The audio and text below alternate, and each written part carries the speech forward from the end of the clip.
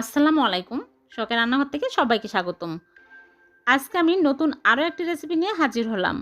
আমার আজকের রেসিপি চালের গুঁড়া দিয়ে দারুণ মজার জর্দা পোলাও। আশা করি ভালো লাগবে।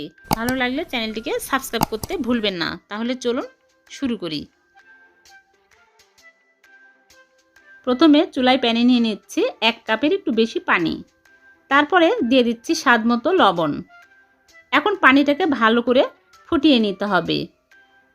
পানি যখন ভালোভাবে ফুটে উঠবে তখন আমি এখানে নিয়েছি চাউলের গুঁড়া, আতপ চাউলের গুঁড়া 1 কাপ। অল্প অল্প করে দিব আর মিক্স করব। চুলাটা একদম লো আঁচে করে রেখেছি। নেড়ে চেড়ে শক্ত টাইট একটা ডো তৈরি করে নিতে হবে। দেখুন হয়ে গেছে। এখন আমি চুলা থেকে নামিয়ে নিচ্ছি। চুলা থেকে নামিয়ে একটা প্লেটে ঢেলে এক সাইডে রেখে দিব, ঠান্ডা হতে থাকুক। আর এদিকে চুলায় একটা পাত্রে দিয়ে দিচ্ছি 1/2 লিটার লিকুইড দুধ। এখন নেড়ে চেড়ে বলক তুলে নিব। যখন ভালোভাবে একটা বলক চলে আসবে তখন আমি এর মধ্যে দিয়ে দিব ভিনেগার। এখানে আমি 1 টেবিল চামচ ভিনেগারের সাথে 2 টেবিল চামচ পানি মিক্স করে নিয়েছি। এখন চুলা অফ করে দিচ্ছি, দিয়ে আমি ভিনেগার দিয়ে দিচ্ছি।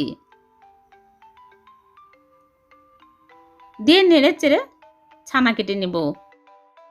দেখুন সবুজ পানি বের হয়ে গেছে। এখন আমি চুলা থেকে নামিয়ে একটা স্ট্রেনারে সাদা কাপড়ের উপরে ঢেলে নিচ্ছি। তারপরে সাথে সাথেই ঠান্ডা পানি দিয়ে ভালো করে ধুয়ে নিতে হবে। ভালো করে ধুয়ে নেওয়ার পরে আমি পানি চেপে চেপে ফেলে দিচ্ছি। কম ছানা ঝুলিয়ে রাখার কোনো প্রয়োজন নাই, ভালো করে পানি চেপে চেপে ফেলে দিলেই হবে। হয়ে গেছে। এখন আমি একটা প্লেটে নিয়ে নিচ্ছি, নিয়ে ভালো করে মথে নিব।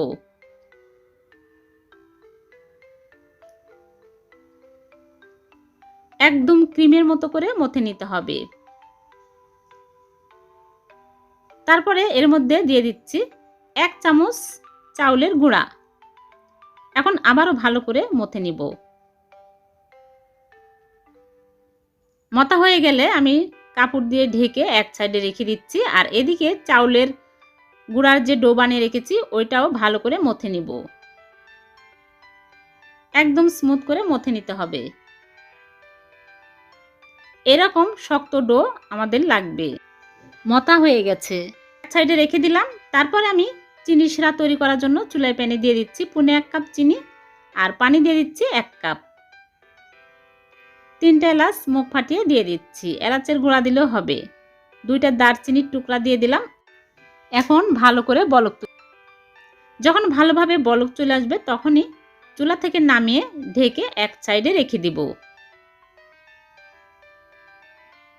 আর এদিকে ছানার ডোটা আরেকটু মথে নিব, নিয়ে মিষ্টির শেপ দিয়ে নিব। এখন অল্প অল্প করে নিয়ে এরকম করে গোল করে বল বানিয়ে নিচ্ছি। সবগুলো আমি বানিয়ে নিয়েছি, অনেকগুলো হয়েছে দেখুন। এখন এগুলো আমি তেলে ভেজে নিব। চুলায় প্যানে পরিমাণ মতো সয়াবিন তেল দিয়ে তেল হালকা গরম করে নিয়েছি। এখন আমি সবগুলো দিয়ে দিচ্ছি, দিয়ে চুলার আঁচ মিডিয়াম টু লোয়ে রেখে নেড়েচেড়ে ভেজে নিতে হবে। আমি 2 কালার করব। যখন এইরকম কালার চলে আসবে তখনই আমি কয়েকটা তুলে রাখছি।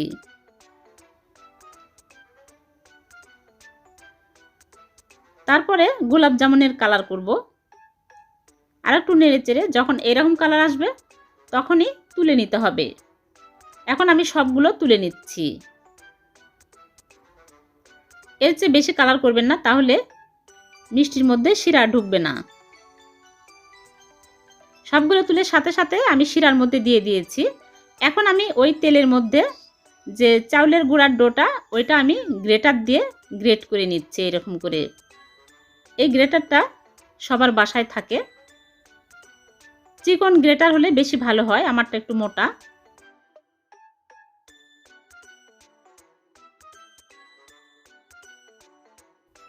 এখন নেড়েচেড়ে ভেজে নেব। চুলার আঁচ কিন্তু মিডিয়াম আঁচে করে ভাজতে হবে। যখন এরকম হবে, এরকম কালার হবে তখনই তুলে নিতে হবে। সবগুলো ভেজে তুলে নিয়েছি। এখন আমি মিষ্টিগুলো আবারও চুলার উপরে দিয়ে বলক তুলে নিয়েছি। এখন আমি ভাজা ঝুরিগুলো দিয়ে দিচ্ছি, দিয়ে নেড়েচেড়ে 2-3 মিনিট জাল করে নেব।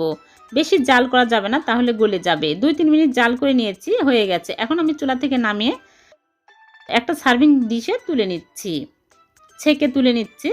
হয়ে গেল চালের গুঁড়া দিয়ে দারুণ মজার জর্দা পোলাও। আপনারা বাসায় বানিয়ে খেয়ে দেখবেন, খুবই ভালো লাগে। আর বানানো তো খুবই সহজ, খুবই কম উপকরণ দিয়ে বানানো যায়। আর একটা মিষ্টি আমি আপনাদেরকে ভেঙে দেখাচ্ছি কতটা নরম তুলতুলে হয়েছে আর রস ঢুকেছে। আশা করি ভালো লেগেছে। ভালো লাগলে লাইক দেবেন, চ্যানেলটিকে সাবস্ক্রাইব করে রাখবেন এরকম সহজ নতুন নতুন রেসিপি পাওয়ার জন্য।